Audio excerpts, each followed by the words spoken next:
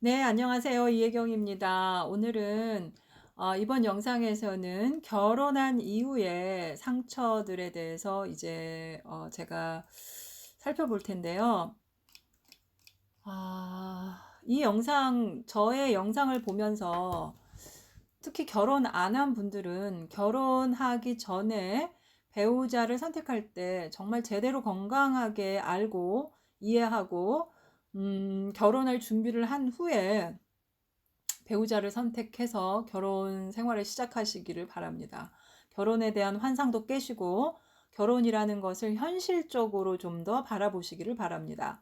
자, 결혼 이후에 우리는 어떤 상처를 받는지를 여러분들 좀 보시고, 결혼이라는 것은 거의 대부분 그냥 도저히 피할 수 없는 상처를 서로 주고받는 곳이라고 볼 수 있거든요. 자, 그러면 한번 볼게요. 자, 결혼 이후에 배우자에 대한 어떤 실망감 또는 자기 마음에 들지 않는 것, 그리고 배우자를 사랑하지 않게 되는 것, 그리고 배우자가 자기를 사랑하지 않는 것 같은 그런 느낌이 드는 것, 이거는 성격하고도 정말 많은 관련이 있고요. 제가 이제 나중에 부부 관계에 대해서 여러분들에게 더 자세히 다룰 때 알려드리도록 하겠습니다. 자, 그 다음에 배우자를 신뢰하지 못하게 되는 것. 여러 가지 약속을 했는데 지키지 않는다든지 또는 바람을 폈다든지 이런 어떤 문제들로 인해서 배우자를 신뢰하지 못하는 거가 결혼 이후에 큰 상처가 될 수 있습니다. 또는 배우자를 통해서 느끼는 그런 고통스러운 감정들이 있죠. 적대감이나 경멸, 그리고 무관심, 두려움, 불신, 증오, 그리고 너무 사랑하지만 사랑받지 못한다라고 느끼는 거, 또는 외로움, 죄의식, 수치심, 분노, 좌절감, 이런 고통스러운 감정들에 시달리는 그런 결혼 생활도 있습니다. 그리고 또 자기 자신이 자기의 부모나 또는 자기 원가족, 오리지널 패밀리라고 얘기하죠. 그런 원가족과 분리되지 못한 거, 또는 배우자가 원가족에서 분리되지 못하는 것도 이 결혼 생활에서 느끼는 그런 큰 상처의 원인이 되기도 합니다. 또 배우자가 경제적으로 무책임하거나 계속해서 반복적으로 재정적인 어려움이 지속되는 경우도 상처가 됩니다. 그리고 또 집안일, 특히 뭐 밥하고 빨래하고 청소하고 자녀를 양육해야 되는데 이것을 전혀 도와주지 않고 오히려 더 어, 자녀들만큼 어지르고 막 그렇게 힘들게 하는 경우, 이런 일, 이 집안일을 협조하지 않는 경우도 나를 사랑하지 않으니까 이렇게 날 도와주지 않는구나 라고 생각하면 얼마든지 상처가 될 수 있습니다.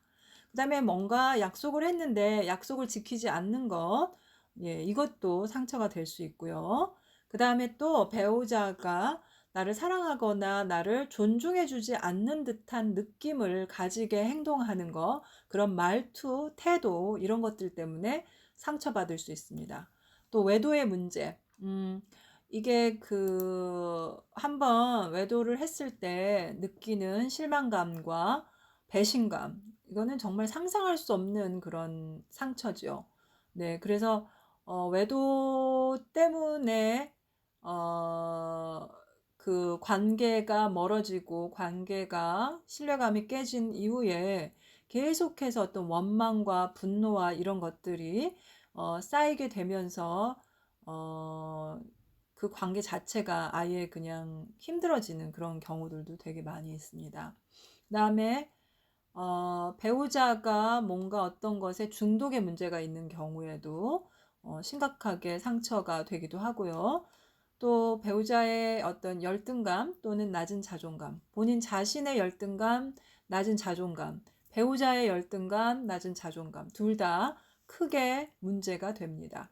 그 다음에 지속적으로 비난하고 경멸하고 지적하고 잔소리하고 무시하는 경우, 무시당하는 그런 느낌이 계속해서 드는 경우, 네, 이것도 큰 상처가 되고요. 또 지나치게 간섭하고 자유를 주지 않는 경우도 상처를 받습니다. 그 다음에 너무나 그 배우자하고 서로 부부끼리 성격이 안 맞는다라고 얘기하는 거 중에서 특별히 성격 장애, 제가 이제 성격 장애에 대해서도 자세히 설명을 드릴 건데, 부부 중에서 한 명이 성격 장애인 경우에는 너 성격이 너무 이상해. 너 성격 때문에 너무 힘들어. 충분히 그럴 수 있습니다. 성격 장애인 사람과 사는 것은 엄청난 고통이고 어마어마한 상처가 됩니다.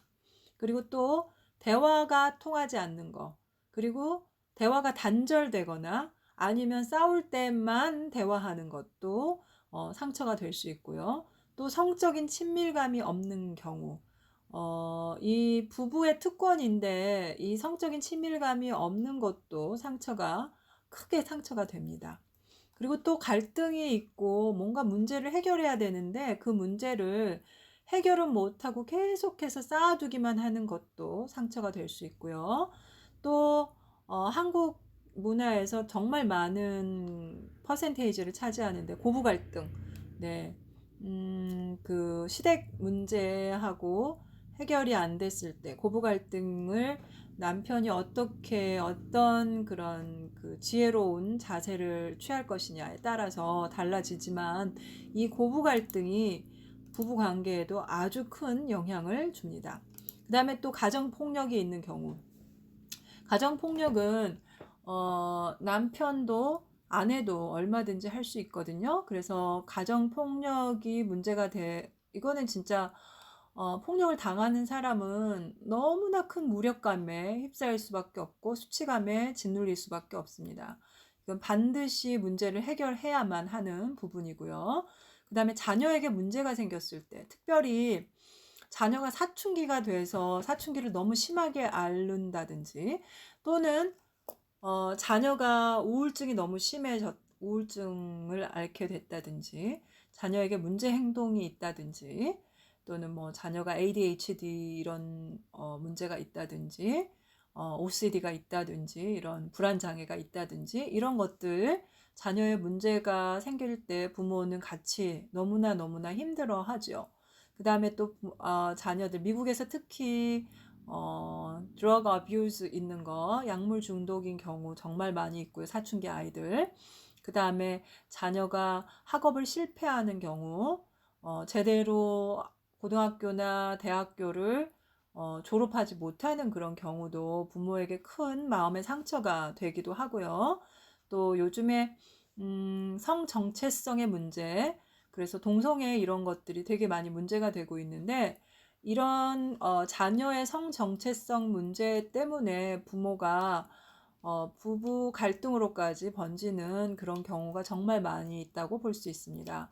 그래서 결혼한 이후에 우리가 겪게 되는 마음의 상처의 종류들 한번 오늘 살펴봤는데, 이런 문제들에 대해서 충분히 있을 수 있다라는 것을 아시고 이것들에 대해서 하나하나 사실 해결해 나가면 얼마든지 상처를 치유하고 회복할 수 있습니다.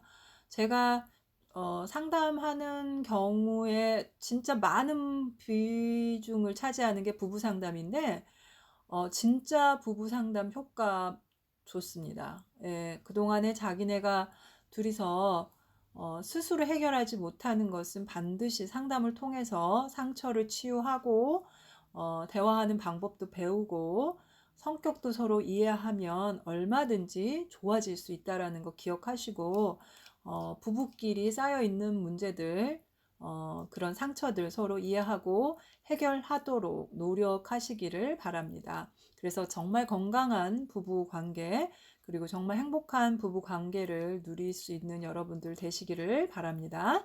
감사합니다.